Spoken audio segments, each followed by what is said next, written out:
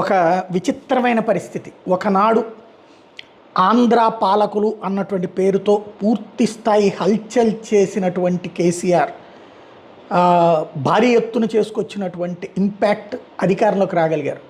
అయితే అత్యవసర స్థానాలతో 2014 అధికారంలోకి వచ్చి ఆ తర్వాత తన ప్రభుత్వాన్ని కూల్చేటటువంటి కుట్ర జరిగిందన్నటువంటి సింపతితో ఇతర పార్టీల ఎమ్మెల్యేలను తీసుకుని ఆ తర్వాత జరిగినటువంటి 2018 ఎన్నికల్లో అత్యంత ఘన విజయం సాధించిన తర్వాతన ఇక అడ్డు అదుపు లేని అవినీతికి సంబంధించినటువంటి కేర్ ఆఫ్ అడ్రస్గా నాయకులయ్యారా, వాళ్ళ కుటుంబం అయ్యిందా?